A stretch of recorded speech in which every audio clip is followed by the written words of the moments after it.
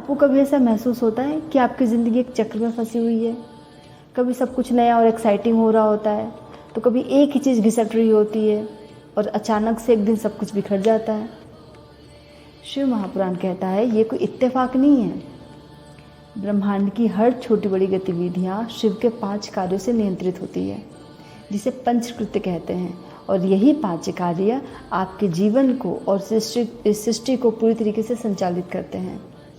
तो आज मैं आपको समझाऊंगी कि किस तरह भगवान विष्णु, ब्रह्मा और महेश के रूप में महादेव हमारी ज़िंदगी को हर पल दिशा दे रहे हैं।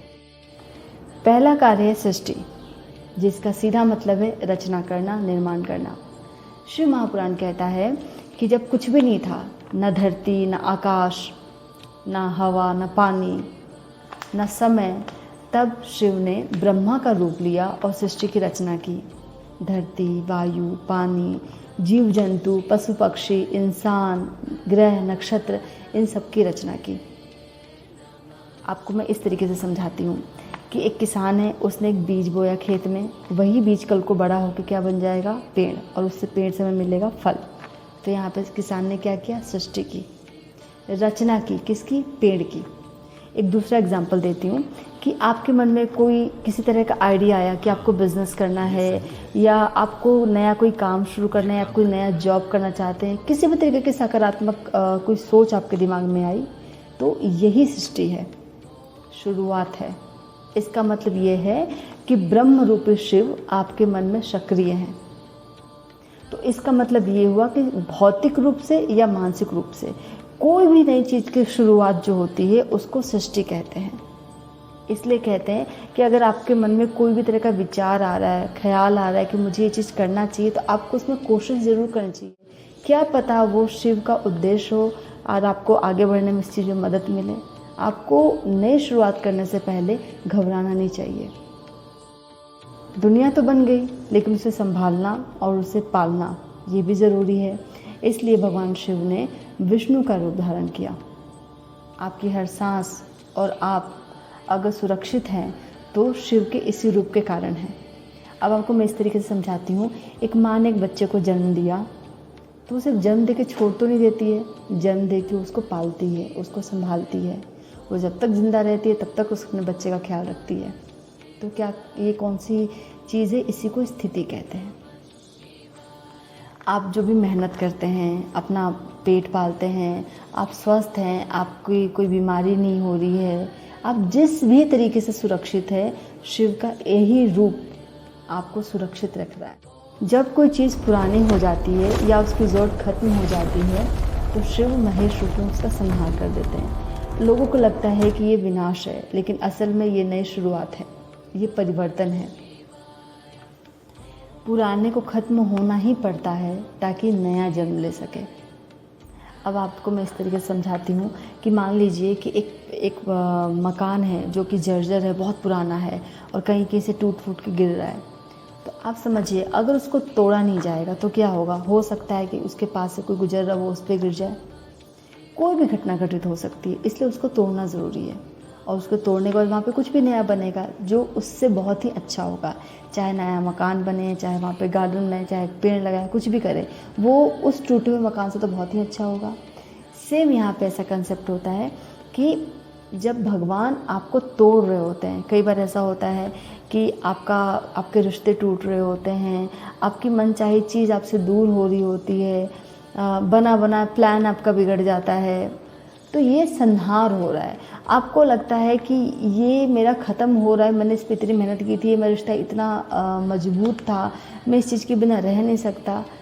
लेकिन हमें ये समझ नहीं आता कि असलियत में वो हमारे लिए सही नहीं है, इसीलिए वो रास्ता बंद किया जा रहा है और आपको एक नई दिशा दी जा रही है जो आपके लिए, आपकी आत्मा के लिए बेहतर है। वो आप अभी नहीं समझ पा रहे हैं, लेकिन एक समय बाद वो आपको ज़रूर समझ आएगा। इसलिए परिवर्तन ज़रूरी है। आप एक और एग्जांपल देख लीजिए कि अगर पेड़ है, जब तक पेड़ के पत्ते नहीं टूटेंगे पतझड़ में, क्या उसमें नया पत्ता आएगा? सुंदर सा नहीं आएगा। तो पुराने पत्तों का झड़ना ज़रूरी है, तभी नए पत्ते निकलेंगे जो उन पुराने पत्तों से बहुत अच्छे होंगे।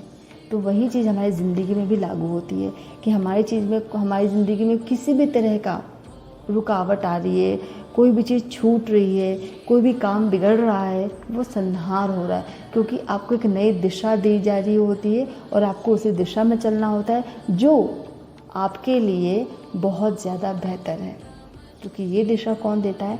महादेव देव। अब आता है तिरोभाव। तिरोभाव अर्थात माया। शिव हमको माया से बांध देते हैं और हम ये भूल जाते हैं कि हम असलियत में उन्हीं के अंश हैं। हम दुनिया के देख दिखावे में, मोह माया में फंस के रह जाते हैं। इसी वजह से हम खुद को भगवान से अलग समझने लगते हैं। ऐसा इसलिए होता है ताकि हम अपने कर्मों से सीख सकें और आत्मा रूप में परिपक्व हो सकें। इसे ऐसे समझते हैं कि सामने धुंध है और उसके पीछे पहाड़ है। हम पहाड़ सामने ही है पर हमें दिखता नहीं है, क्योंकि हमारे आँखों के आगे धुंध हो रहा होता है। उसी तरीके से जैसे जब हम लोभ, मोह और दूसरों की देखा देखी में पड़कर परेशान होते हैं, तो वह तिरोभाव है। हम भूल जाते हैं कि सुख बाहर नहीं है, सुख अंदर है। यह मानसिक उलझन इसलिए आती है ताकि आप बेचैन होकर असली शांति की तलाश शुरू कर दें और उस शिव को खुद को समर्पित कर दें। जब इंसान बहुत बेचैन होता है, उसे कुछ समझ नहीं आ रहा होता है क्या करें, उसके पास पैसा है, गाड़ी है, बंगला है, परिवार है, सब है, लेकिन मन अशांत है, इसका मतलब वो मोह में पड़ा हुआ है, उस पर अनुग्रह नहीं हुआ है। जो बहुत बेचैन होता है तो अपने आराध्य के पास जाता है और उसके बाद क्या होता है, उसको अनुग्रह मिल जाता है, भगवान की कृपा मिल जाती है। जैसे ही भगवान की कृपा मिलती है, वो उस इंसान का मन एकदम शांत हो जाता है। एक एग्जाम्पल के तौर पर समझाऊंगी। कोई एक व्यक्ति है जो बहुत धूप में मीलों चल के आ रहा है और अचानक से उसको एक पेड़ दिखता है हरा भरा, उस पेड़ के नीचे बैठता है तो उसको परम सुख मिलता है। उसको वो सुख कैसा मिलता होगा वो आप अभी महसूस करके देखिए। बस यही अनुग्रह है। तो यहाँ पे मैं आपको एक दो लाइन और बोलना चाहूँगी कि जब भी आपका मन बहुत बेचैन हो, आपको कुछ समझ में ना रहा हो, तो आपको क्या करना है, आप जाइए भगवान शिव के मंदिर में, एक लोटा जल दीजिए, एक दिया जला दीजिए, हो सकता है, वरना कोई बात नहीं, वो लोटा जल चढ़ाइए महादेव को और वहाँ पे शांति से बैठिए और उनको हाथ जोड़ के बोलिए, हे प्रभु मुझे सद्बुद्धि दो। बस और कुछ नहीं बोलना आपको, हे प्रभु मुझे सद्बुद्धि दो, और वहाँ पे आप शांति से बैठे रहिए और सच्चे दिल से उनसे सहायता मांगिए। आप देखना, आप ये जब करेंगे कुछ समय तक आपके मन में कितनी बड़ी शांति होगी। वो कहते हैं ना, आपके पास पैसा है, ज़मीन है, जायदाद है, परिवार है, सब कुछ है, लेकिन अगर आपका मन शांत नहीं है तो आपके पास कुछ भी नहीं है। आप देखिए, कुछ लोग बहुत गरीब होते हैं लेकिन वो बड़े सुखी होते हैं, क्योंकि उनके मन के अंदर शांति है, उन पे भगवान की कृपा है, उनको अनुग्रह मिल गई है।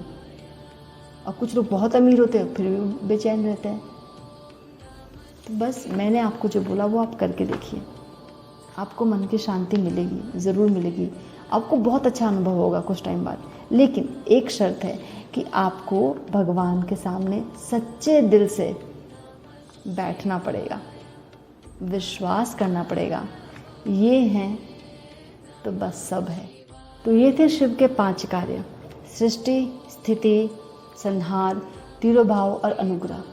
अगर आप ध्यान से देखें तो आपकी ज़िंदगी के हर पल में ये 5 क्रियाएं हो रही हैं और आप ये समझ गए होंगे कि ब्रह्मा, विष्णु और महेश तीनों अलग अलग नहीं हैं, ये एक ही शिव के 3 अलग अलग स्वरूप हैं जो आपको बना रहे हैं, पाल रहे हैं और संवार रहे हैं।